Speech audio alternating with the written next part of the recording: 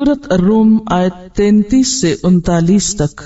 شروع کرتی ہوں اللہ کے نام سے جو بے انتہا مہربان نہایت رحم فرمانے والا ہے۔ لوگوں کا حال یہ ہے کہ جب انہیں کوئی تکلیف پہنچتی ہے تو اپنے رب کی طرف رجوع کر کے اسے پکارتے ہیں، پھر جب وہ کچھ اپنی رحمت کا ذائقہ انہیں چکھا دیتا ہے تو یکا یک ان میں سے کچھ لوگ شرک کرنے لگتے ہیں تاکہ ہمارے کیے ہوئے احسان کی ناشکری کریں۔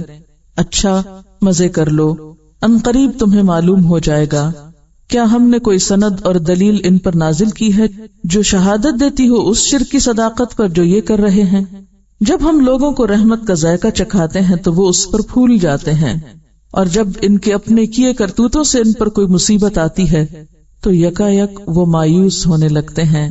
کیا یہ لوگ دیکھتے نہیں ہیں کہ اللہ ہی رزق کشادہ کرتا ہے جس کا چاہتا ہے اور تنگ کرتا ہے جس کا چاہتا ہے؟ یقیناً اس میں بہت سی نشانیاں ہیں ان لوگوں کے لیے جو ایمان لاتے ہیں۔ پس اے مومن، رشتہ دار کو اس کا حق دے اور مسکین اور مسافر کو اس کا حق۔ یہ طریقہ بہتر ہے ان لوگوں کے لیے جو اللہ کی خوشنودی چاہتے ہوں، اور وہی فلاح پانے والے ہیں۔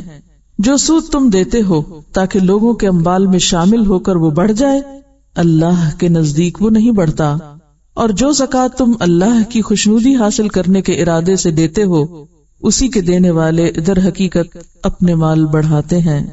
لوگ اتنا کہنے پر چھوڑ نہیں دیے جائیں گے کہ وہ کہیں کہ بس ہم ایمان لائے اور جنت کے دروازے ان کے لیے کھل جائیں۔ اللہ نے پہلے لوگوں کو بھی آزمایا اور اب بھی آزمائش تو ہوگی، امتحان تو ہوگا۔ لیکن عموماً جب لوگوں پر کوئی امتحان آتا ہے، کوئی آزمائش آتی ہے، تو پھر ان کا رویہ کیا ہوتا ہے کہ وَإِذَا مَسَّ النَّاسَ ضُرٌّ دَعَوْا رَبَّهُمْ، اس وقت اپنے رب کو پکارتے ہیں، منیبین الیہ، اسی کی طرف رجوع کرتے ہوئے، اسی کے بنتے ہوئے۔ اور پھر ثم اذا اذاقہم منہ رحمتا، جب وہ انہیں اپنی رحمت کا مزہ چکھاتا ہے، اذا فریق منہم بربہم یشرکون، تو کچھ لوگ اپنے رب کے ساتھ شریک ٹھہرانے لگتے ہیں۔ اللہ کی طرف سے آنے والی رحمت کو وہ انسانوں یا دیگر مخلوق کی کارکردگی بتاتے ہیں، اور اس طرح وہ شرک کے گناہ کا ارتکاب کرتے ہیں۔ ہوتا یہ ہے کہ عام حالات میں جب انسان ایک روٹین کی زندگی گزار رہا ہوتا ہے، معمول کی زندگی، اس میں کوئی مشکل نہیں، کوئی تکلیف نہیں، تو وہ سرکش بنا رہتا ہے، اپنے آپ کو بڑی چیز سمجھتا ہے، میں بالکل ٹھیک ہوں، میں جو کر رہا ہوں صحیح ہے، میں ہی حق پر ہوں، اور اسی طرح کے کچھ اور خیالات اس کے اندر ہوتے ہیں۔ وہ کسی کو خاطر میں نہیں لاتا، کسی کے آگے جھکنے کو تیار نہیں ہوتا، نہ بندوں کے سامنے عاجزی اختیار کرنا اور نہ اللہ کے سامنے۔ تو یکا یک جب اس پر کوئی آزمائش آتی ہے، اس کا امتحان ہوتا ہے، تو پھر اس کا رویہ اور اس کا طریقہ کیا ہوتا ہے کہ وہ فوراً ڈگیں ڈال دیتا ہے، جھک جاتا ہے، اللہ کی طرف رجوع کرنے لگتا ہے، دعائیں مانگنے لگتا ہے، پکارنے لگتا ہے۔ اس وقت وہ عاجزی کا ثبوت دیتا ہے، اور بعض اوقات بندوں کے سامنے بھی جو کل تک سرکش بنا ہوا تھا، آج وہ مسکین بن جاتا ہے۔ ایسا ہی انسان جو صرف کسی مصیبت اور تکلیف کے وقت عاجزی اختیار کرے اور اس کے بعد پھر اپنی پرانی ڈگر پہ آ جائے اور اللہ کو بھول جائے، اور اس کی بجائے وہ دوسری شخصیتوں اور دوسرے انسانوں یا دوسری مادی چیزوں کی طرف دوڑنے لگے یا ان کو اپنے فائدے کی چیز بتائے، تو یہ پھر انتہا درجے کا ظلم ہے۔ اسی لیے شرک کو کیا کہا گیا؟ ان الشرک لظلم عظیم۔ اور یہاں انسان کی حماقت اور اس کی ناسمجھی کی بات بھی کی گئی ہے کہ پھر پرانی سرکشی اور پرانی ہے تمرد اور اکڑ اور بد اخلاقی پر پھر اتر آتا ہے۔ لیکفروا بما آتیناہم، تاکہ وہ کفر کریں اس کا، یعنی اس نعمت کا جو ہم نے ان کو دی، یعنی ناشکری کریں، یہاں کفر بمانا ناشکری۔ فتمتعوا، تو ٹھیک ہے مزے کر لو، فائدے اٹھا لو، فسوف تعلمون، ان قریب تم جان لوگے کہ جن چیزوں پہ تم بھروسہ کیے ہوئے ہو اور اللہ کو بھول کر جن چیزوں کے پیچھے تم پڑ گئے ہو، ان کی حقیقت کیا ہے، یہ جلد تمہارے سامنے آ جائے گا۔ فسوف تعلمون، ان قریب تم جان لوگے۔ ام انزلنا علیہم سلطانا فہو یتکلم بما کانوا بہ یشرکون، تو کیا ہم نے ان پر کوئی دلیل اتاری ہے، کوئی سند اتاری ہے جو گواہی دیتی ہو اس شرک کی جو وہ کر رہے ہیں؟ یعنی ان کے پاس اس شرک کا جواز کیا ہے کہ نعمت دینے والے کو بھول کے یہ دوسرے کے شکر گزار بنے ہوئے؟ ہونا تو یہ چاہیے تھا نا کہ جب تکلیف آئی، دعا ہوئی، تکلیف دور ہو گئی، اب آئندہ زندگی بھر کے لیے یہ کس کے بن جاتے؟ اپنے رب کے بن جاتے. یہی شکر گزاری ہے، یہی اس تکلیف سے نکلنے کے بعد شکر گزاری کا رویہ ہے. لیکن جب وہ ایسا نہیں کرتے، پھر اس کو چھوڑ کر دوسروں کی طرف متوجہ ہو جاتے، تو اس کو بھول کر، اس سے غافل ہو کے کسی اور کی طرف متوجہ ہونا ہی دراصل یہاں شرک کا معنی رکھتا ہے. کہ وہ رب جو توجہ کے لائق تھا، وہ رب جو عبادت کے لائق تھا، وہ رب جو عظمت اور بزرگی کے لائق تھا، اس کو چھوڑ کے تم اور چیزوں سے مروب ہوئے پھرتے ہو، اور چیزوں میں پڑ گئے ہو، اور چیزوں کو تم نے اپنی زندگی میں اہم بنا لیا. تو یہی ناشکری ہے. جلد ہی پتا چل جائے گا کیا دلیل ہے تمہارے پاس اس ناقدری اور اس ناشکری کی. وَإِذَا أَذَقْنَا النَّاسَ رَحْمَةً فَرِحُوا بِهَا، اور جب ہم لوگوں کو اپنی رحمت کا مزہ چکھاتے ہیں تو خوش ہونے لگتے ہیں، پھول اٹھتے ہیں. وَإِن تُصِبْهُمْ سَيِّئَةٌ، اور جب ان پر کوئی تکلیف آتی ہے، بِمَا قَدَّمَتْ أَيْدِيهِمْ، جو ان کے اپنے ہاتھوں کی کمائی ہوتی ہے، ان کی اپنی غلطی کی وجہ سے، اذا ہم یقنطون، تو یکایک وہ مایوس ہو جاتے ہیں. یہ کون شخص ہے جو نعمت پا کے پھول اٹھتا ہے اور جو نعمت کے جانے پر مایوس ہو جاتا ہے؟ یہ وہ شخص ہے جو قارونی مزاج رکھتا ہے، جو یہ سمجھتا ہے کہ نعمت اس کے زور بازو کا نتیجہ ہے، کہ جو کچھ اس کو ملا ہے اس کے علم کی وجہ سے ملا ہے یا اس کی قابلیت کی وجہ سے ملا ہے. حالانکہ ہمیں جو کچھ ملا ہے وہ ہماری قابلیت کی وجہ سے نہیں. اور اگر آپ قابلیت بھی سمجھتے تو قابلیت کس نے دی؟ ہر خیر کا سرچشمہ تو وہی. لیکن ہم اللہ کو پس پش ڈال کے، اس کو بھول کے، پھر سارا خود پر ڈپینڈ کرتے ہیں، یعنی انڈیپینڈنٹ ہونے لگتے ہیں. انڈیپینڈنٹ یعنی خود پر ہی ڈپینڈ کرنے لگتے ہیں کہ سب کچھ ہمارا اپنا کمال ہے. ایسے لوگ جب زندگی میں پھر کسی ناکامی کا شکار ہوتے ہیں تو انتہائی ڈپریشن میں چلے جاتے ہیں، انتہائی مایوسی میں، حتیٰ کہ اپنے آپ کو بھی ختم کر دیتے ہیں. کیوں؟ کیونکہ انہیں اب پتا چل جاتا ہے کہ جس پر وہ ڈپینڈ کر رہے تھے وہ تو بڑی کمزور چیز تھی، وہ تو سہارا نہیں تھا. یعنی اگر اپنی ذات پر ہی اعتماد تھا تو وہ کیا تھا؟ کچھ بھی نہیں. تو جو شخص یہ سمجھتا ہے کہ نعمت مجھے اللہ نے دی ہے اور اگر چلی جائے تو وہ اسے بھی اللہ کا فیصلہ سمجھتا ہے، خود کو قصوروار ٹھہراتا ہے، وہ پہ مایوسی کا شکار کبھی بھی نہیں ہوتا. وہ خوشی پا کر بھی معتدل رہتا ہے اور تکلیف آنے پر یا آزمائش آنے پر بھی اعتدال کا دامن نہیں چھوڑتا. وہ اس وقت بھی نہ غلط بیانی کرتا ہے اور نہ ہی بد اخلاقی پہ اترتا ہے، نہ ہی اللہ سے شکوے کرتا اور نہ ہی بندوں سے، بلکہ وہ تو ہر حال میں شکر گزار ہوتا ہے، کیونکہ وہ سمجھتا ہے کہ خوشی اور غم، راحت اور تکلیف دونوں کس کی طرف سے ہیں؟ اللہ کی طرف سے ہیں. لہذا وہ دونوں حالتوں میں اللہ ہی کی طرف متوجہ ہوتا ہے. خوشی ملتی ہے تو بھی اللہ کی طرف، اور غم آتا ہے تو بھی اللہ کی طرف.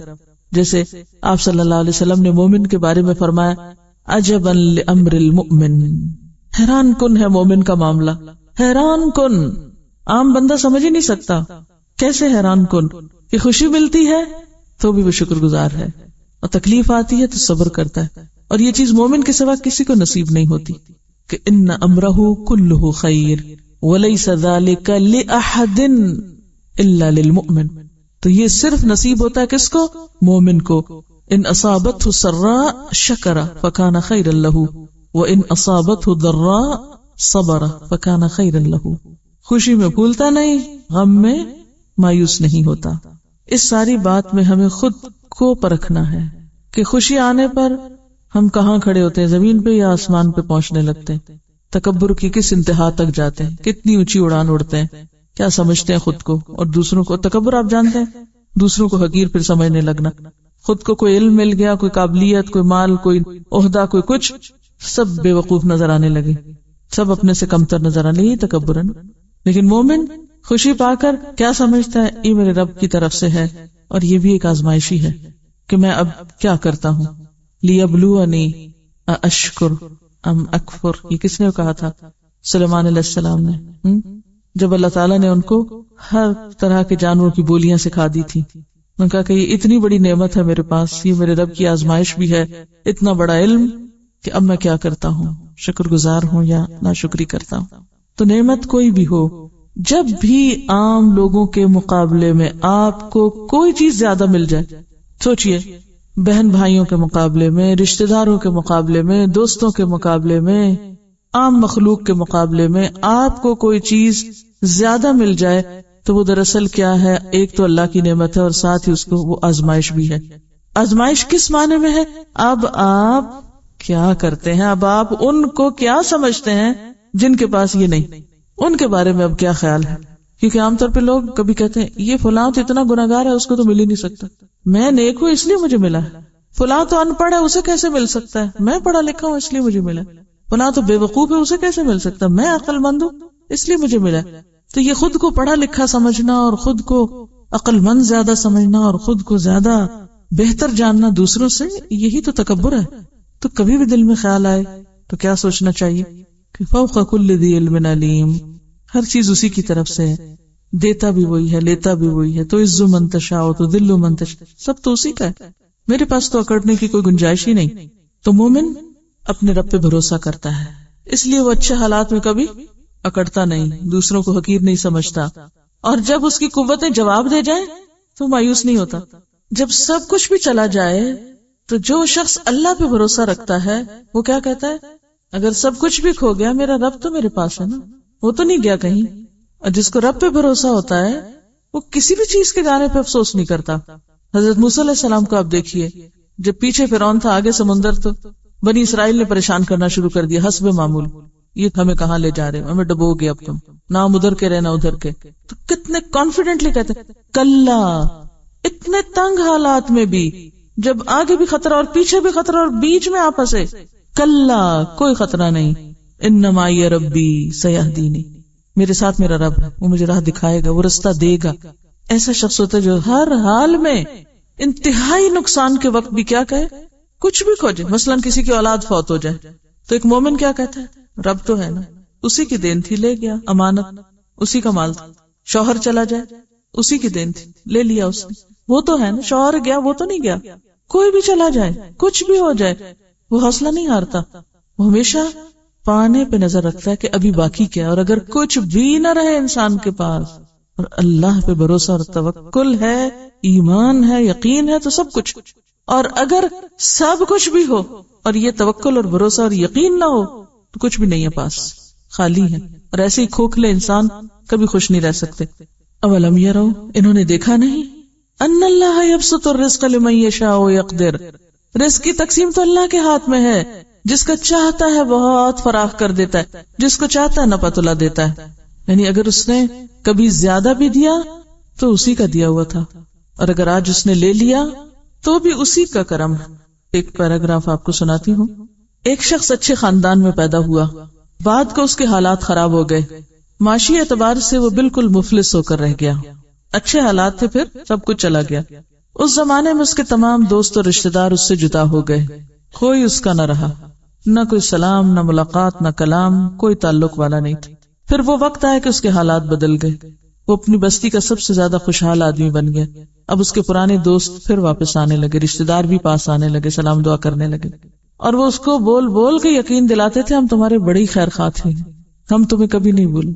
مگر آدمی پر ان لوگوں کی باتوں کا کوئی اثر نہ ہو کیونکہ وہ تجربہ کر چکا تھا. اس نے ان میں سے کسی کی طرف کوئی توجہ نہ دی. البتہ ایک شخص جو ہر حال میں اس کا ساتھی بنا رہا، جس نے اس کو نہیں چھوڑا تھا، اس کو اس نے بہت بڑے پیمانے پہ نوازا اور اس کو اس نے اپنا قریبی ساتھی اور مشیر بنا لیا.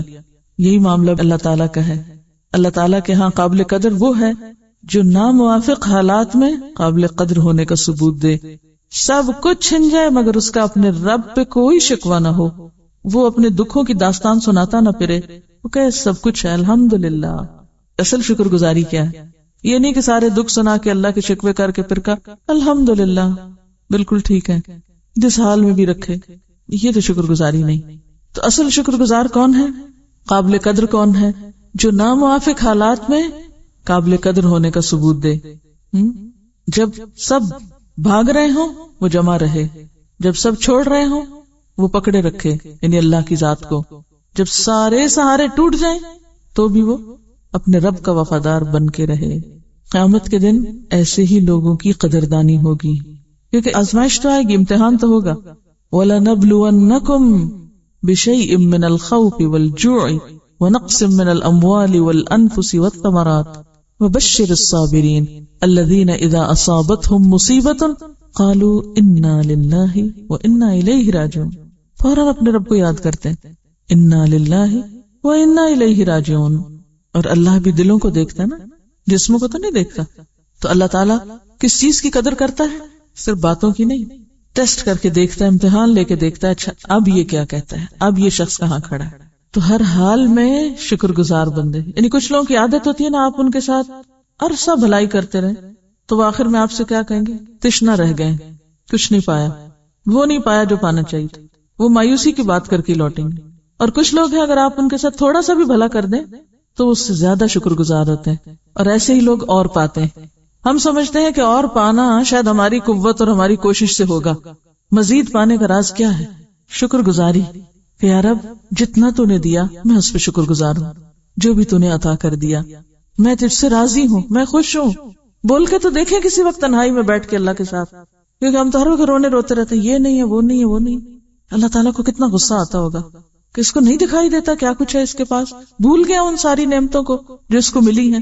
دیکھیں نا ماں باپ جیسے بچوں کو سب کچھ دیتے رہتے ہیں نا اپنا، اور اگر بچے بڑے کو کہتے ہیں آپ نے ہمارے لیے کچھ نہیں کیا، اس سے زیادہ تکلیف کی کیا بات ہوگی ماں باپ کے لیے کہ آپ نے ہمارے لیے کچھ نہیں کیا. اسی طرح وہ شخص جس کے ساتھ احسان کیا جائے اور وہ اینڈ آف دا ڈے کہ مزہ نہیں آیا، پورا نہیں ملا، سارا نہیں ملا، کچھ خاص نہیں ملا، اس کو اور کیا ملے گا پھر؟ وہ اور کیسے پا سکتا ہے؟ تو پانے کا راز بھی شکر گزاری میں ہے. تھوڑا ملے یا زیادہ ملے، تھوڑا بھی بہت ہو جاتا ہے اگر انسان خوشی سے لینے والا ہو، تھوڑے سے بھی سیرابی ہو جاتی. لیکن ناشکر انسان کی ڈھیر سے بھی سیرابی نہیں ہوتی. مولانا رومی کی ایک حکایت ہے.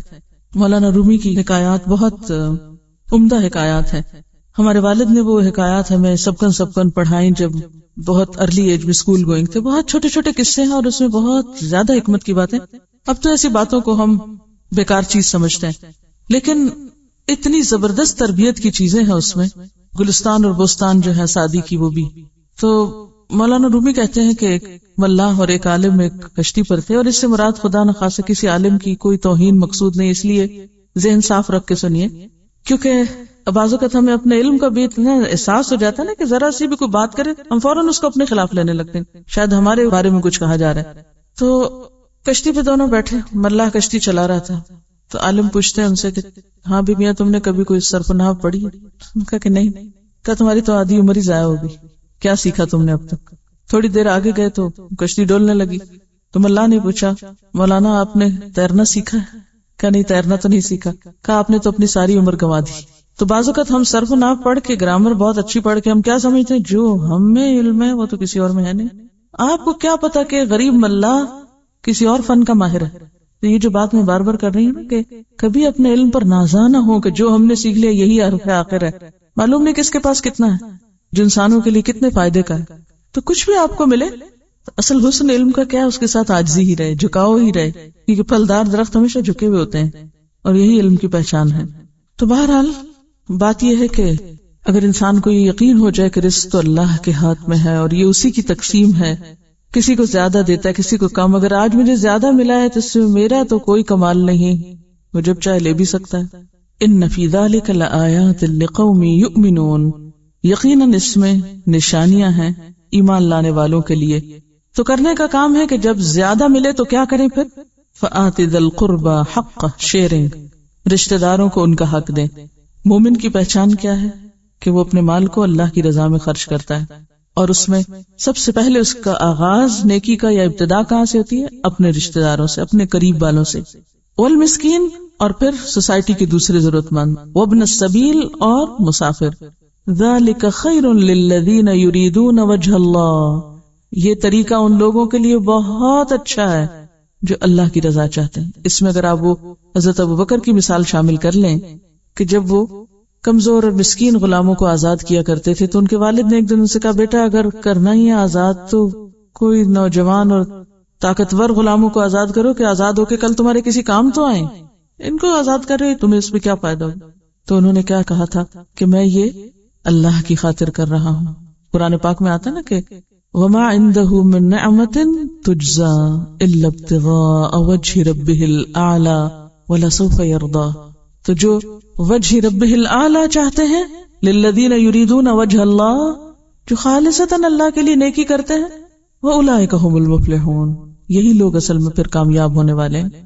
لیکن اس کے برعکس عام لوگوں کا طریقہ کیا ہوتا ہے وہ اس جگہ تو خرچ نہیں کرتے جہاں ضرورت ہوتی ہے اور جہاں اللہ کی رضا ہوتی ہے، اس جگہ کرتے ہیں جہاں سے ریٹرن کچھ آنا ہو. وہ وجہ اللہ چھوڑ کے حقیر فائدوں کا بزنس کرتے ہیں، نہیں اس کا ریٹرن چاہتے ہیں. اب دو طرح کے لوگ ہیں، ایک وہ جو وجہ اللہ چاہتے ہیں، اللہ کی توجہ، اللہ کی رحمت، اللہ کی محبت، اس کا قرب چاہتے ہیں، اس لیے وہ مال خرچ کرتے ہیں، اس لیے وہ کسی کو دیتے، نو ریٹرن، کچھ بھی واپس نہیں چاہیے ان کو. اور دوسرے وہ لوگ ہیں جو اس لیے دیتے ہیں تاکہ زیادہ حاصل کر سکیں.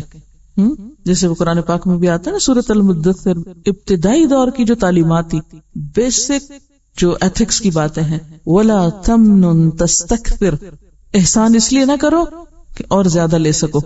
تو ایک طرف وہ خرچ کرنے والے جو اللہ کی خاطر، اور دوسری طرف وہ جو لوگوں کو اس لیے دیتے ہیں تاکہ ان سے اور زیادہ واپس لے سکیں، مزید لینے کے لیے. انہوں نے دینے کو بھی، یعنی بظاہر جو اوپر اللہ کا نام لگایا ہوا ہے، اللہ کے نام کی آڑ میں وہ لوگوں کو جو دیتے ہیں اس کا لوگوں سے ہی ریٹرن چاہتے ہیں، اللہ کی رضا نہیں چاہتے.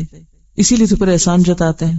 وما آتیتم من ربا، اور جو تم دیتے ہو ربا میں سے، لیربو فی اموال الناس، کہ وہ لوگوں کے مال میں بڑھ جائے، فلا یربو عند اللہ، تو وہ اللہ کے ہاں نہیں بڑھتا. اس کا کیا معنی ہے؟ ابن عباس اور متعدد صحابہ اور تابعین کہتے ہیں کہ اس آیت میں ربا سے مراد سود نہیں بلکہ وہ ہدیہ یا تحفہ ہے جو کوئی غریب آدمی کسی مالدار کو، یا ایک عام شخص کسی حکمران کو، ایک خادم اپنے آقا کو یعنی مخدوم کو اس نیت سے دیتا ہے کہ اس کے دینے کے بدلے مجھے زیادہ ملے گا. یعنی یہ تحفہ میں اس لیے دے رہا ہوں تاکہ اس سے بڑا ریٹرن میرے پاس آئے. تو پھر وہ دیتا بھی وہاں ہے جہاں سے بڑا آتا ہے، وہاں نہیں دیتا جہاں ضرورت ہے. تو اسے ربا سے تعبیر کیا گیا، کیونکہ دینے والے کی نیت کیا ہے، یعنی بظاہر دیکھنے میں اس میں کوئی خرابی علت نظر نہیں آ رہی، بڑا اچھا کام ہے کہ دیکھو ایک غریب شخص کا کتنا بڑا دل ہے، وہ اپنے آقا کو اپنی معمولی سی کمائی میں سے بھی نکال کے لا کے کچھ دے رہا ہے. حالانکہ وہ بظاہر خوبصورت نظر آنے والا کام پیچھے سے بدنیتی پر مشتمل. کیا ہے نیت پیچھے؟ اس سے اور نکلوایا جائے. تو جو شخص کسی کو بھی تحفہ یا ہدیہ اس نیت سے دیتا ہے کہ یہ تھوڑا دے کے میں اور لے لوں اس سے، تو اس سے مراد پھر وجہ اللہ نہیں ہوا کرتی. یخادعون اللہ والذین آمنوا تو ہو سکتا ہے لیکن وجہ اللہ نہیں ہو سکتا. وما آتیتم من زکاۃ تریدون وجہ اللہ، اور جو زکات تم دیتے ہو اللہ کی خاطر، اور وہ کس طرح دیتے ہو کہ دایاں ہاتھ دے تو بائیں کو خبر نہ ہو، اپنا آپ اپنا اندر پاک کرنے کے لیے، نہیں حرص اور بخل سے. زکات کا ہی معنی ہے پاک کرنا. کس کو پاک کرتی ہے؟ مال کو تو کرتی ہے، انسان کے اندر کو بھی کرتی ہے. اس کے اندر سے بخل اور شح اور حرص اور لالچ کے جو احساسات یا جذبات ہیں ان کو نکالتی. تو فرمایا کہ جو زکات تم دیتے ہو، تریدون وجہ اللہ، اگین تم چاہتے کیا ہو؟ اللہ کی رضا. فاولئک هم المضعفون، تو یہی لوگ بڑھانے والے ہیں، زیادہ کرنے والے ہیں. انہی لوگوں کا مال اصل میں بڑھتا ہے. کیسے بڑھتا ہے؟ جیسے وہ حدیث ہے نا، حضرت ابو ہریرہ رضی اللہ عنہ کہتے ہیں رسول اللہ صلی اللہ علیہ وسلم نے فرمایا کہ جو شخص خیرات کرے کھجور کے برابر پاک اور حلال کمائی سے، اور اللہ تعالیٰ پاک اور حلال ہی کو قبول کرتا ہے، وہ اس کو اپنے دائیں ہاتھ سے قبول فرماتا ہے، پھر پالتا اور بڑھاتا ہے اس خیرات کو خیرات کرنے والے کے لیے، جس طرح کہ پالتا ہے کوئی تمہارا اپنے بچڑے کو، یہاں تک کہ وہ خیرات پہاڑ کی مانند ہو جاتی. یہ جو جملہ ہے، اور اللہ صرف طیب ہی قبول کرتا ہے، اس کے بارے میں کسی بزرگ کا ایک واقعہ آتا ہے. جو بزرگ یا اللہ والے لوگ ہوتے ہیں ان کی اپنی زندگی میں کچھ تجربات، مشاہدات اور کچھ علم و حکمت کی باتیں اللہ تعالیٰ ان کے اوپر القاء کرتا ہے، اگرچہ وہ شریعت کا درجہ نہیں رکھتی، لیکن ان میں ہمارے لیے بعض اوقات بہت بڑا سبق بھی ہوتا ہے. ایک شخص کو صدقہ کرنے کا شوق آیا تو وہ کسی بزرگ کے پاس گیا اور پوچھا کہ مجھے کیا کرنا چاہیے، یعنی میں صدقہ کرنا چاہتا ہوں، مجھے بتائیے کہ میں کیا کروں. تو انہوں نے کہا کہ آپ پہلے جا کر اپنے کمائی کو حلال کریں، پھر صدقہ کرنے کے لیے آئیں. لیکن وہ شخص نہ سمجھے، ان کا کہ نہیں مجھے صدقہ کرنا ہے. کہا کہ اچھا جاؤ کرو صدقہ، اور صدقہ اس طرح کرنا کہ جو بھی پہلا شخص تمہیں ملے تم اس کے ہاتھ پر جو بھی تمہارے پاس ہے وہ رکھ دینا. بہرحال وہ باہر نکلے تو ایک نابینا شخص ان کو ملا، بہت ہی محتاج مسکین شکل کا. تو چونکہ شیخ کا کہنا یہ تھا کہ جو پہلا شخص نظر آئے اسی کو دے دینا. انہوں نے کہا کہ ان کا حکم ہے اس لیے میں اس کو دے دیتا ہوں. اس کو صدقہ دے دیا اور بڑے مطمئن ہو گئے کہ بظاہر ایک مسکین اور ایک ضرورت مند شخص ہے جس کو میں نے دے دیا. لیکن ہوا یہ کہ اگلے دن وہ اس کے پاس سے گزرے تو وہ کسی سے باتیں کر رہا تھا. چونکہ نابینا تو اسے پتہ نہیں تھا کہ پاس سے کون گزر رہا ہے, کیا یہ وہی شخص ہے جس نے کل مجھے صدقہ دیا تھا. تو کہہ رہا تھا کہ کل کسی مالدار شخص نے مجھے اتنا اور اتنا دیا اور میں نے فلاں کے ساتھ رات شراب پی. تو بہت افسوس ہوا. پھر وہ گئے شیخ کے پاس کہ میں نے تو صدقہ کیا تھا تو وہ تو ضائع ہو گیا, وہ تو کسی غلط کام میں لگ گیا. تو انہوں نے کہا کہ دیکھو میں نے تم سے کہا تھا کہ تم پہلے اپنی کمائی کو حلال کرو, کیونکہ لا يقبل اللہ الا الطیب, اللہ پاک ہی کو قبول کرتا ہے. حرام کی کثرت بھی اللہ کو متاثر نہیں کرتی اور نہ ہی اس کا کچھ فائدہ. کہا کہ دیکھو میں تمہیں 1 دینار دیتا ہوں اپنی حلال کمائی میں سے, اور یہاں سے نکل کر جو پہلا شخص تمہیں نظر آئے تم اس کو دے دینا. وہ باہر نکلے تو ایک شخص جو بظاہر اچھے حال میں نظر آیا اس کو. تو ہوا یہ کہ وہ چونکہ شیخ کا حکم تھا, اب پہلے تھوڑا متردد ہوئے کہ اس شخص کو میں دوں, یہ تو کچھ ضرورت مند نہیں لگتا مجھے. بہرحال حکم سمجھتے ہوئے وہ اس کو دے دیا اور اس کا پیچھا کیا کہ یہ کون ہے, کدھر جاتا ہے. تو وہ پیچھے چلتے رہے تو دیکھا کہ وہ شخص ایک پہاڑی رستے میں سے گزرا اور آگے جا کر اس نے کوئی چیز پھینکی. تو پیچھے دیکھا یہ کیا پھینکا, تو دیکھا ایک مرا ہوا کبوتر تھا جس نے پھینکا تھا اور گزر گیا. تو یہ شخص آگے سے جا کے ان کو ملتا ہے اور کہتا ہے کہ یہ آپ نے کبوتر کیوں پھینکا؟ تو کہنے لگا کہ میرے بچے ہیں چھوٹے اور وہ بھوکے ہیں اور ہمارے پاس کھانے کو کچھ بھی نہیں تھا, تو مجھے راستے میں یہ مرا ہوا کبوتر نظر آیا تو میں نے اس کو اٹھا لیا کہ اور کچھ نہیں تو یہی بچوں کو کھلاؤں تاکہ ان کو موت کے منہ سے بچاؤں. تو اب جب کہ مجھے اللہ نے یہ مال دے دیا ہے تو میں نے وہ مرا ہوا کبوتر پھینک دیا ہے. پھر وہ پلٹ کر شیخ کے پاس آئے اور کہنے لگے کہ اب مجھے بات سمجھ میں آ گئی ہے کہ اس آیت کا کیا مطلب ہے کہ اللہ صرف پاک کو قبول کرتا ہے. دنیا میں ہم ایک کام اپنی سمجھ کے مطابق بہت اچھا کر رہے ہوتے ہیں, اللہ کے وعدوں پہ ہمیں یقین نہیں ہوتا اور سمجھتے نہیں کہ جو کچھ اللہ نے فرمایا یہی حق اور سچ ہے, لہٰذا ہم بعض اوقات اس کو غیر اہم سمجھ کے اپنی مرضی کرتے رہتے ہیں, یعنی اللہ کے حکم کو ایک طرف ڈال کے اپنی مرضی کرتے رہتے ہیں اور سمجھتے ہیں جو کر رہے ہیں بہت اچھا کر رہے ہیں. وہ جس سورۃ الکہف میں آپ نے پڑھا تھا قل هل ننبئکم بالاخسرین اعمالا الذین ضل سعیهم فی الحیاۃ الدنیا وهم یحسبون انہم یحسنون صنعا, کہ کچھ لوگوں کو یہ خوش فہمی رہتی کہ جو کچھ وہ کر رہے ہیں وہ بہت اچھا کر رہے ہیں اور ان کی غلط کاریوں کا کسی کو پتہ نہیں چل رہا, ان کی حرام کاریاں کسی کو نقصان نہیں دے رہی یا خود ان کو نہیں دے رہی. تو وہ بھول جاتے ہیں کہ اللہ نے رسی دراز کی ہوئی ہے اور ایک دن پکڑنا اس نے تو پھر چھوڑنا نہیں, اور اس بھول میں وہ غلط کام کرتے چلے جاتے ہیں. تو یاد رکھیے کہ کسی بھی چیز کے صرف ظاہر پہ مت جائیں. اگر صرف ظاہر پہ جائیں گے تو خطا کھائیں گے. جب انسان کے اندر تقوی آتا ہے تو اس سے فرقان پیدا ہوتی, فرقان آتی تو ظاہر کے پیچھے دیکھنے کی صلاحیت اللہ تعالیٰ اس کے اندر پیدا کر دیتا ہے, اور یہی سے اس کو میزان ملتا ہے اور پھر اچھے اور برے کی تمیز ہوتی ہے اس کو. اور یہ ایک بہت بڑی سچائی ہے کہ وَلَا يَقْبَلُ اللَّهُ إِلَّا الطَّيِّبَ, پاک اور حلال میں سے 1 دینار بھی خرچ کیا ہوا اللہ تعالیٰ اس کی اتنی قدردانی فرماتے ہیں کہ اس کو اپنے دائیں ہاتھ میں لیتے ہیں. اور دائیں ہاتھ میں لینے کا مطلب کیا ہے, یعنی بہت ہی اہمیت اور بہت ہی خوشی کے ساتھ قبول کرتے ہیں اور پھر اس کو مزید بڑھانا شروع کر دیتے ہیں حتیٰ کہ وہ پہاڑ برابر ہو جاتا ہے لقمہ. پھر اسی طرح حضرت ابو ہریرہ رضی اللہ عنہ کہتے ہیں کہ رسول اللہ صلی اللہ علیہ وسلم نے فرمایا کہ خیرات کرنے سے مال کم نہیں ہوتا اور کسی کا قصور معاف کر دینے سے اللہ تعالیٰ اس بندے کی عزت بڑھاتا ہے, اور نہیں تواضع کرتا کوئی شخص اللہ کے لیے مگر اللہ اس کا رتبہ بڑھا دیتا ہے. معاف کرنے سے بڑھ کر کوئی انتقام نہیں, سب سے بڑا انتقام اور بدلہ معاف کرنے میں ہے. اسی میں عزت کی بلندی اور اسی میں اللہ کا قرب پانے کا راز ہے. دیکھیے اگرچہ بدلہ لینے کی اجازت ہے اور اس میں کوئی گناہ نہیں اگر کوئی شخص بدلہ لے لیتا ہے, لیکن عام طور پر آپ دیکھیں گے کہ بدلہ لینے سے جھگڑا نہیں ختم ہوتا, مسئلہ ختم نہیں ہوتا. ہاں یہ الگ بات ہے کہ کبھی کسی کو برائی سے روکنے کے لیے یا اس کو اس کی غلطی بتانے کے لیے اس کو تھوڑا سا مزہ چکھانا بھی ضروری ہوتا ہے, لیکن حد کے اندر رہ کر. لیکن عموماً جب ایک شخص وار کرتا ہے دوسرا بدلہ لیتا ہے, پھر یہ وار کرتا ہے پلٹ کے, پھر وہ ایک کشاکش کبھی بھی ختم نہیں ہوتی. جب 2 لڑنے والوں میں سے ایک ہاتھ روک لیتا ہے تو دوسرا کہاں تک لڑے گا, اس کے بعد کیا کرے گا, کچھ کر نہیں سکتا وہ. تو یہاں بھی پھر معاف کرنے کے فائدے بتائے جا رہے ہیں کہ جو عزت چاہتا ہے اسے چاہیے کہ معاف کر دے, ورنہ کیا ہوگا آپ نے وار کیا، اس نے کیا، آپ نے کیا، اس نے کیا، عزت تو نہ رہی نا. عزت میں اضافہ نہیں ہوتا. لڑائی جھگڑا فساد ہمیشہ بے عزتی اور ذلت کا سبب بنتا ہے. اور جب انسان معاف کر دیتا ہے تو وقتی طور پر لگتا ہے کہ جیسے اس کا نقصان ہوا یا وہ نیچا ہو گیا یا پیچھے رہ گیا، لیکن عزت اسی کی ہوتی کیونکہ اللہ کا وعدہ سچا ہے.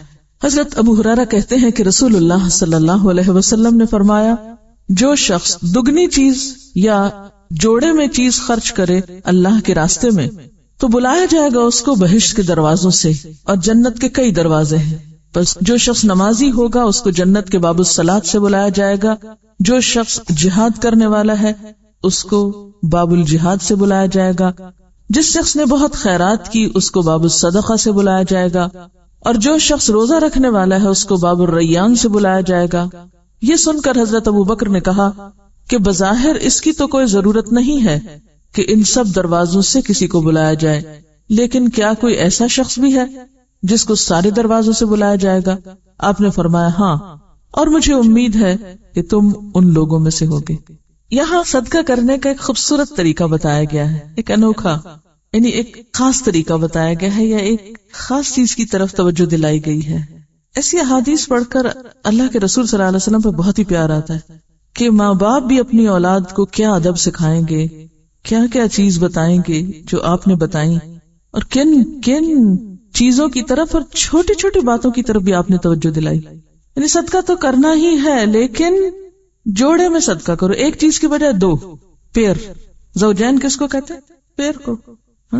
مثلاً آپ دیکھیے کہ عام طور پر ہم یہ لفظ زوجین میاں بیوی کے لیے استعمال کرتے ہیں، یہ صرف میاں بیوی کے لیے استعمال نہیں ہوتا. قرآن پاک میں یہ بات واضح کی گئی ہے کہ ہر چیز کو ہم نے جوڑے میں بنایا. اور یہ بات اب ثابت ہو چکی ہے کہ درختوں میں بھی اور پانی میں بھی اور پہاڑوں میں بھی جوڑے پائے جاتے ہیں. ایک کی بجائے دو چیزیں دینا. جب آپ کسی کو صرف ایک چیز دیتے ہیں تو بعض اوقات وہ ایک چیز اتنی فائدے کی نہیں ہوتی. جب آپ اس کو دوسری چیز کے ساتھ ملا کے دیتے ہیں، بس آپ نے کسی کو روٹی دے دی، سالن نہیں دیا، تو ٹھیک ہے وہ بےچارا بھوکا ہے، کھا لے گا، خشک روٹی بھی کھا لے گا. لیکن اگر آپ اس کو دو چیزیں ملا کے دیتے ہیں، کمبینیشن دیتے ہیں، تو وہ زیادہ بہتر ہے. اس میں جو چھپی ہوئی چیز ہے وہ دوسرے کی ضرورت کو بدرجہ کمال پورا کرنا بھی ہے. یعنی بدرجہ کمال، ادھوری ادھوری چیزیں نہیں، بلکہ اتنا تو دو کہ جس سے دوسرا خوش ہو جائے. یعنی محض دینا ہی نہیں بلکہ اچھے سے دینا. تو جو شخص جوڑے میں دے گا اسے جنت کے کئی دروازوں سے بلایا جائے گا. یعنی اس کا درجہ زیادہ ہے. ایک ہے نیکی کا کام کرنا اور ایک ہے مقربین کی صف میں شامل ہونے کے لیے کچھ کرنا. ایک ہوتا ہے کیجول ایٹیٹیوڈ، بس کر لیا جو کر لیا اور اسی پہ مطمئن ہو گئے. اور ایک یہ کہ ہر کام میں حسن، ہر کام احسان کے درجے پہ، ہر کام میں خوبصورتی، پرفیکشن جسے عام زبان میں ہم کہتے ہیں. آدھا کام ادھورا کام ہے اور پورا کام پورا کام ہے. تو جو شخص کام پورا کرے اس کی جزا بھی کتنی پوری، بہترین. حضرت ابو ہریرہ کہتے ہیں کہ ایک روز رسول اللہ صلی اللہ علیہ وسلم نے دریافت فرمایا کہ تم میں سے کون روزہ دار ہے؟ ابو بکر نے عرض کیا میں. پھر آپ نے پوچھا تم میں سے کون جنازے کے ساتھ گیا؟ ابو بکر نے عرض کیا میں. پھر آپ نے پوچھا تم میں سے کس نے مسکین کو کھانا کھلایا؟ ابو بکر نے عرض کیا میں نے.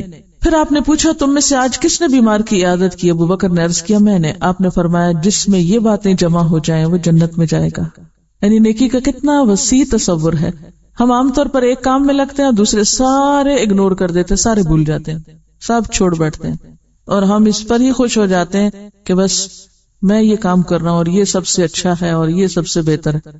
عموماً آپ نے دیکھا ہوگا جو لوگ نماز روزہ مسجد وغیرہ کا خیال کرتے ہیں وہ لوگ صدقہ خیرات یا اور باقی بہت سی چیزوں کو بھولے رہتے ہیں. جو لوگ سوشل ورک بہت کرتے ہیں وہ عموماً مسجد جانا بھول جاتے ہیں. اسی طرح جو جس فیلڈ میں چلا گیا بس وہ اسی کا ہو کے رہ گیا، باقی دنیا کو بھول گیا. لیکن ایک معتدل انسان جو نیکی کے بہت سے کاموں کو ذہن میں رکھے وہی مقربین میں سے ہو سکتا ہے. تو حضرت ابوبکر کی شخصیت کا بھی یہاں پتہ چل رہا ہے کہ کتنے الرٹ انسان تھے اور ان کی نگاہیں نیکی کے مواقع تلاش کرتی تھی. ہماری نگاہیں کیا تلاش کرتی رہتی؟ یا یہ دیکھتے ہیں کون کیا خرابی کر رہا ہے، کس میں کیا غلطی ہے، کون کیسا ہے. صرف خرابی نہیں، بعض اوقات بلا وجہ کا تجسس. کون کس سے بات کر رہا ہے، کون کہاں گیا، کہاں آیا، کہاں بیٹھا، کہاں اٹھا، بالکل بیکار قسم کی معلومات جمع کرنا جن کا عمل سے اور فائدے سے کوئی تعلق نہیں. یا پھر اور کیا کرتے ہیں، لالچ کی نگاہ، کس سے کیا فائدہ ہو سکتا ہے. یا پھر بس ایسے بے خیالی میں اپنی ہی دنیا میں مدہوش، کچھ بھی نہ سوچنا، ذہنی فرار، جسے عربی میں ذہول کی کیفیت کہتے ہیں. پتہ ہی نہیں، بس ایک طرح کی نشے کی کیفیت ہے، کوئی ہوش نہیں کیا کرنا اور کیا نہیں. اور ایک ہے مقربین کا مقام کہ ان کی نگاہیں، ان کے کان، ان کا دل جاگتا ہے، حاضر ہے، فکر میں ہے کہ کہاں سے کون سی کتنی نیکی کماؤں. یہ وہی کر سکتا ہے جس کو اللہ کے وعدوں پر یقین ہو اور جو اپنے اس دعوے میں سچا ہو کہ وہ اللہ سے محبت کرتا ہے. اور یاد رکھیے اللہ کی محبت بندوں کی محبت کے بغیر نہیں ملا کرتی. اللہ کی محبت کا رستہ بندوں کی محبت سے گزرتا ہے. اس میں آپ دیکھیے جنازے پہ کون جائے گا جنازے پہ؟ کسی جس کے دل میں کسی کا درد ہو. یا تو جنازے پہ وہ لوگ ہوتے ہیں جو رسم دنیا نبھانے جاتے ہیں کہ اگر ہم نہیں شریک ہوئے تو وہ ہمارے پہ نہیں آئیں گے، یا یہ کہ وہ کیا کہیں گے کہ جنازے پہ نہیں آئے، نام کو دکھاوے کو. یا پھر وہ جائے گا جو خواہ یہ جانتا اور پہچانتا ہی نہ ہو کہ یہ شخص کون ہے آگے، اسے اس سے کوئی غرض نہیں، اسے بس یہ غرض ہے کہ اللہ کا بندہ ہے، یہ کسی تکلیف میں نہ پڑ جائے، کیوں نہ میں اس کے لیے کچھ دعا کر دوں. جس کے دل میں یہ تڑپ ہو کہ مجھے دوسروں کی بھلائی کے لیے کچھ کرنا ہے، وہ جائے گا، وہ آگے بڑھے گا. تب آپ دیکھیے کہ اتباع الجنائز کیا ہے؟ انسانی ہمدردی کا اظہار. دیکھیے کہ اللہ کے رسول صلی اللہ علیہ وسلم کیا بنا کے بھیجے گئے تھے؟ وَمَا أَرْسَلْنَاكَ إِلَّا رَحْمَةً لِّلْعَالَمِينَ، رحمت. اور ہم آپ کی امت کیا بن گئے ہیں؟ للعالمین، جہانوں کے لیے، دنیا والوں کے لیے، انسانیت کے لیے. ہم کیا بن چکے؟ سوائے شور ہنگامے کو اور کچھ آتا ہی نہیں. اگر ہم واقعی آپ کی امت ہونے پہ فخر کرتے ہیں تو ہمیں بھی رحمت، دوسروں کے لیے، نہ صرف یہ کہ ان کی دنیا میں خوشیاں لانے والے بلکہ ان کی آخرت کا بھی بھلا چاہنے والے. کیونکہ مومن کی نگاہ صرف دنیا تک نہیں ہوتی، آخرت میں جیتا ہے. وہ مومن آخرت میں جیتا ہے. تلک الدار الآخرۃ نجعلها للذین لا یریدون علوا فی الارض ولا فسادا. جس کو پتا میں نے آگے جا کے رہنا ہے، وہ جھگڑا بھی ہوگا تو کہے گا 2 دن کی بات ہے، جھگڑنے دو، لڑتا ہے لڑنے دو، ہم تو جا رہے ہیں. یہ نقصان پہنچانے آ رہا ہے، وہ خرابی کر رہا ہے، وہ بھئی جانا ہے نا، کوئی بات نہیں، 2 دن کی تو بات ہے، آگے جانا ہے، کچھ نہیں فرق پڑتا، کر لے جو کسی کا دل ہے. پھر وہ یہاں کے غموں سے بے نیاز ہو جاتا ہے، سارے غم آگے کے لگ جاتے ہیں اس کو. اور جب تک ہمیں آگے کے غم نہیں لگتے اس وقت تک ہم اس دنیا کے غموں سے نکل ہی نہیں سکتے. یہاں رہتے ہوئے یہاں کا عذاب اور آگے کی تیاری نہیں کی تو وہاں تو اللہ ہی حافظ. تو ہم سب کو اپنے الفاظ یا اپنے قول یا اپنے دعووں پر بھی غور کرنا ہے کہ ہم جو کہتے ہیں نا مانتے ہیں آخرت کو، کیوں اللہ تعالیٰ کہتا ہے وَمِنَ النَّاسِ مَن يَقُولُ آمَنَّا بِاللَّهِ وَبِالْيَوْمِ الْآخِرِ وَمَا هُمْ بِمُؤْمِنِينَ وَمَا هُمْ بِمُؤْمِنِينَ. ماننے والے ایسے تھوڑی ہوتے ہیں، یہ جو باتیں ہیں صرف کرنے کی جو وہ کر رہا ہے. تو آپ دیکھیے کہ اللہ کے رسول صلی اللہ علیہ وسلم جہان والوں کے لیے رحمت بن کر آئے. ہمیں بھی اس دنیا والوں کے لیے رحمت بن کے جینا ہے، اپنے وجود کو دوسروں کے لیے باعث رحمت بنائے. اور جس کے دل میں رحم ہوگا، ہو نہیں سکتا کہ اس کے آگے جنازہ پڑا ہوا ہو اور وہ اپنے کسی کام میں لگ جائے. گھر میں بیٹھ کے بھی دعا ہو سکتی ہے، چاہے کوئی جاننے والا ہو یا انجان ہو. عموماً ہم پڑھ کے خبریں بس افسوس کر کے اور چھوڑ دیتے ہیں. تو ایسے میں صرف وہ جنازہ پڑھنے جائے گا اپنا کام چھوڑ کے، اپنی دعائیں چھوڑ کے، اپنی روٹین توڑ کے، جس کے دل میں انسانوں سے محبت، ہمدردی اور پیار ہوگا کہ اس وقت وہ میرا حاجت مند ہے، آج مجھے اس کے کام آنا ہے. اسی طرح مسکین کی بھوک اور دکھ اور تکلیف کون محسوس کرے گا؟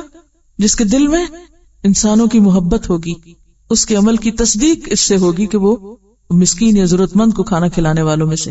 اور پھر بیمار کی خبرگیری کون کرے گا؟ جس کے دل میں انسانوں کی محبت ہوگی. اب یہاں کوئی اپنی نماز اور کوئی اپنے اور روزے وغیرہ کا ذکر نہیں، سب انسانوں کی خدمت، سوشل ورک اللہ تعالیٰ بندوں کے پاس ملتا ہے. وہ حدیث میں آتا ہے نا، حدیث قدسی میں، کہ اللہ تعالیٰ قیامت کے دن ایک بندے سے فرمائے گا کہ میں بیمار تھا، تو نے میری عادت نہ کی، میں بھوکا تھا، تو نے مجھے نہیں کھلایا، میں پیاسا تھا، تو نے مجھے نہیں پلایا. کہ یا رب العالمین، سب کچھ تو تیرے اپنے ہاتھ میں ہے. تو اس وقت اللہ تعالیٰ کیا فرمائیں گے؟ میرا فلاں بندہ ایسا تھا، تم اس کے پاس جاتے تو مجھے وہاں پاتے. تو ایسے موقع پر بعض لوگ کیا کہتے ہیں، وہ کوئی نہیں آئے تھے ہمارے جنازے میں، ہم بھی نہیں جا رہے، انہوں نے ہمیں نہیں دعوت پہ بلایا تھا، ہم بھی نہیں بلا رہے، وہ ہماری عادت کرنے نہیں آئے تھے، ہم بھی نہیں جا رہے. یہ صرف انتہائی بے حس انسان کہہ سکتا ہے. جو انکنڈیشنل محبت کرنے والا ہو وہ ایسے موقعوں پر اس طرح کی بات سوچ بھی نہیں سکتا. کوئی دشمن ہو یا دوست ہو، اسے اس سے کوئی فرق نہیں پڑتا، کیونکہ دوست کی دوستی میں تو پھر چلے جانا ایک رسم دنیا ہی نبھانا ہے نا. ایسے بیماروں کی خبر لینا کہ جن سے دوستی نہیں، جن سے بنتی نہیں، جو ہمارا خیال کبھی نہیں رکھتے، وہی پھر صرف اللہ کے لیے جانا ہوتا ہے. اور ایسے ہی لوگوں کے لیے جنت، اور ایسے ہی لوگ پھر ہر دروازے سے بلائے جائیں گے. پھر اسی طرح حضرت ابو ہریرہ کہتے ہیں کہ رسول اللہ صلی اللہ علیہ وسلم نے فرمایا عورتوں کو مخاطب کر کے کہ اے مسلمان عورتوں، نہ حقیر سمجھے کوئی ہمسایہ اپنے ہمسائے کو کس میں؟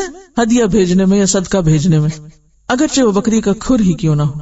یعنی دوسرے کو دینے کے لیے اگر کوئی بہت بڑی فینسی خوبصورت زبردست چیز نہیں بھی، جو حیثیت ہے، جو توفیق ہے، چھوٹی سے چھوٹی چیز وہی بھیج دو. اس سے کیا ہوتا ہے؟ لین دین سے کیا ہوتا ہے؟ محبت بڑھتی ہے. حضرت ابو ذر کہتے ہیں کہ رسول اللہ صلی اللہ علیہ وسلم نے فرمایا نیکی میں سے تو کسی چیز کو معمولی اور حقیر نہ جان، چھوٹا نہ سمجھو. کیا پتا قیامت کے دن تم اسی ایک نیکی کی وجہ سے جسے تم نے چھوٹا سمجھ کے کیا اللہ کی بارگاہ میں مقرب ہو جاؤ. اگرچہ تو اپنے بھائی سے بشاش چہرہ بنا کر ملاقات کرے. بعض اوقات انسان تھکا ہوا ہوتا ہے، بعض اوقات انسان غصے میں ہوتا ہے، بعض اوقات انسان خراب موڈ میں ہوتا ہے، تو اس وقت اپنے پہ قابو پا کے پھر ٹھیک ہو کے کسی سے اچھی طرح ملنا، یہ منافقت نہیں ہے، یہ مطلوب ہے کہ میکسیمم جتنا بھی انسان بہتر سے بہتر معاملہ کر سکے کرے، کیونکہ یہ بھی نیکی. حضرت جابر اور حضرت حذیفہ سے روایت ہے کہ رسول اللہ صلی اللہ علیہ وسلم نے فرمایا ہر نیکی صدقہ ہے. کس طرح نیت کے فرق سے جزا میں فرق ہو جاتا ہے. بظاہر ایک جیسا نظر آنے والا کام جزا کے اعتبار سے بہت بڑے فرق، مشرق و مغرب جتنے فرق کا حامل ہو جاتا ہے. اور یہ نیتیں اور یہ چھپے ہوئے دل کے ارادے صرف اللہ ہی کو پتا ہوتے ہیں، بندہ نہیں جانتا. بعض اوقات ایسا کرنے والا خود بھی نہیں جان رہا ہوتا، خود بھی نہیں پتا چلتا اس کو کہ وہ کیا کر رہا ہے. کتنی بڑی انسانی کمزوری کی نشاندہی کی گئی ہے. تو اس خول سے، اس دھوکے سے باہر نکلنے کی ضرورت ہے، اور اپنے آپ کا احتساب کرنے کی ہم سب کو ضرورت ہے. کیونکہ اپنی اصلاح جب تک ہم خود نہیں کریں گے کوئی ہمارا کچھ بھی نہیں بنا سکتا. دیکھیے اس وقت جو کام میں کر رہی ہوں آپ کے ساتھ، یعنی قرآن کی کچھ آیتیں شیئر کرتی ہوں، اس کی مثال ایسی ہے کہ ایک ماحول، ایک سپورٹ، ایک راستہ آپ کو بتا دیا جائے، باقی جو کرنا ہے وہ آپ کو خود کرنا ہے. یہ بالکل ایسے جیسے ایک کسان ہوتا ہے، وہ بیج اگا نہیں سکتا، کسان نہیں بیج اگاتا، تو کسان کیا کرتا ہے؟ ماحول بناتا ہے، کوشش کرتا اور محنت کرتا ہے، وہ کھیت تیار کرتا ہے، وہ پانی لگاتا ہے، وہ ہل چلاتا ہے، وہ بیج ڈالتا ہے، لیکن وہ اگاتا نہیں ہے، اگاتا اللہ ہے. بالکل اسی طرح آپ کو تلاوت سنائی جا رہی ہے، آپ کو معنی بتایا جا رہا ہے، آپ کو حدیث بتائی جا رہی ہے، صرف ایک کسان جیسا کام ہے. یہ تلاوت سنا کے ایک زمین نرم کی جائے، پھر اس میں مفاہیم ڈالے جائیں، سو کیا جائے، لیکن اس بیج کو پودا بنانا اللہ کا کام ہے. لہذا اللہ سے مدد مانگتے ہوئے، اللہ پر بھروسہ کرتے، کسی انسان پر نہیں، اللہ پر بھروسہ کرتے ہوئے ہمیشہ اس چیز کی دعا کرتے رہیں کہ جو کچھ اپنی کتاب میں سے اس نے ہمیں دیا ہے، جو ہمارے دلوں میں ڈالا ہے، وہ واقعی پودا بن کے پھل پھول ہمارے اخلاق اور عمل اور کردار کی شکل میں دنیا اور آخرت میں ہمیں دے. پھر اس میں بات یہ ہے کہ زمین تو آپ کی اپنی ہے نا، کوئی کتنا بھی ماحول تیار کرے گا، زمین ہی خراب ہے، ناکارہ ہے، جیسے قرآن میں آتا ہے نا والذی خبث لا یخرج الا نکدا، جو خراب زمین ہوتی ہے سوائے بیکار چیزوں کے کچھ نہیں اگاتی. کتنا بھی اچھا بیج ڈالے وہ کچھ بھی نہیں نکلے گا. خراب زمینوں کا پتہ، جن میں کلر ہوتا ہے، پانی زیادہ ہوتا ہے، نمکین ہوتی ہیں، ریت ہوتی ہے زیادہ، بیکار قسم کی، بنجر. تو اپنی اپنی زمین کی اصلاح کی فکر کریں، یعنی اپنے اپنے دل کی فکر کریں. آپ کا دل اچھا ہوگا تو بیج اگانے والا اگائے گا. استاد کا کام اور یہ آپ کے ساتھیوں کا کام صرف آپ کو سپورٹ کرنا ہے. یہ آپ کے لیے کر کچھ نہیں سکتے. کوئی انسان کسی کے لیے کچھ نہیں کر سکتا، اور نہ ہی کوئی کسی کو کچھ بنا سکتا ہے. اور ہمیشہ پڑھاتے وقت یہی سوچئے، کبھی بھی یہ نہ سوچئے کہ میں لوگوں کو ہدایت دے رہی ہوں. انک لا تہدی من احببت، آپ تو صرف ایک کسان ہیں، محنت مزدوری کر رہے ہیں، کرنے والا اللہ ہے، لیکن وہ کس پہ کرتا ہے؟ جو زمین اچھی ہوتی ہے، جو ریسپٹیو ہوتی. اگر آپ ارادہ نہیں کریں گے، آپ نیت نہیں کریں گے، کوئی آپ کے لیے کچھ نہیں کر سکتا. یہ کہتی ہیں کہ جب میں نے صدقے وغیرہ کے بارے میں پڑھا یا نیکی کرنے کے بارے میں، تو میں نے ان لوگوں کو تو دینا شروع کیا جو میری دینی دوستیں تھیں یا اپنے قریب کے لوگ تھے، لیکن جو دوسرے لوگ تھے ان کو میں اتنے شوق سے یا اس طرح نہیں دیتی تھی. تو اس پر ان کو خیال آیا کہ ایسے لوگ اپریشیٹ کرتے ہیں نا آپ کو، قدردانی بھی بعض اوقات کرتے ہیں، شکر گزار بھی ہوتے ہیں. تو وہاں کام کرنا جہاں کوئی پلٹ کے پوچھے ہی نہ، کوئی شکر گزار نہ ہو، کوئی آپ کو خاطر میں نہ لائے، کوئی آپ کے ساتھ بھلائی کرنے کو تیار نہ ہو، یہاں ہے وجہ اللہ. ایک ہے اللہ کا چہرہ، اور دوسرے مقابلے میں شرک کیا ہے؟ بندوں کا چہرہ. بندوں کا چہرہ کیا ہے؟ کوئی کام اس لیے کیا جائے کہ بندے متوجہ ہوں، بندے اپریشیٹ کریں، بندوں کی نظر میں اچھا بن جاؤں، بندوں کے دل میں جگہ پا جاؤں. یہ ہے بندوں کا چہرہ چاہنا یا بندوں کی محبت کا طلبگار ہونا. اور یریدون وجہ اللہ کیا ہے؟ بندوں سے بے نیاز ہو کر ہر اس جگہ دینا جہاں اللہ کی رضا ہو، چاہے کوئی تعریف کرے یا نہ کرے. بہرحال دو چیزیں ہیں. ایک تو حاتم اسم کی ایک بہت ہی خوبصورت بات ہے. حاتم اسم امام احمد کے پاس آئے تو امام احمد نے ان سے کہا کہ مجھے بتائیے کہ لوگوں سے محفوظ کیسے رہا جائے، لوگوں سے کیسے محفوظ رہیں. تو انہوں نے کہا کہ 3 چیزوں کے ذریعے. نمبر 1، ان کو اپنا مال دیں مگر خود ان کا مال نہ لیں، یعنی دینے والے بنے، لینے والے نہ بنے. نمبر 2، لوگوں کے حقوق ادا کریں، اپنے حقوق نہ مانگے. نمبر 3، لوگوں کی اذیتوں پر صبر کریں، خود ان کو اذیت نہ دیں. اگر وہ تکلیف دے جائیں تو صبر کریں لیکن خود ان کو تکلیف نہ پہنچائیں. تو اس طرح تم لوگوں کے شر سے محفوظ رہو گے. اب آپ دیکھیے مشکل اوقات میں، آزمائش کے وقت اپنے رویے کو دیکھیں، اور کسی کے ساتھ بھلائی کرتے وقت یا کوئی بھی اچھا عمل کرتے وقت اپنی نیت کو ضرور پرکھیں، اپنے اندر کو پہچانیں، خود کو پہچانیں. قرآن ہمیں آئینہ دکھا رہا ہے، ہمیں خود کو دیکھنا ہے اس آئینے میں. اگر خود کو نہ پہچان سکے تو رب کو بھی نہیں پہچان سکتے. اللہ تعالی ہمیں صحیح سمجھ دے. وآخر دعوانا ان الحمد للہ رب العالمین. سبحانک اللہم وبحمدک، نشہد ان لا الہ الا انت، نستغفرک ونتوب الیک.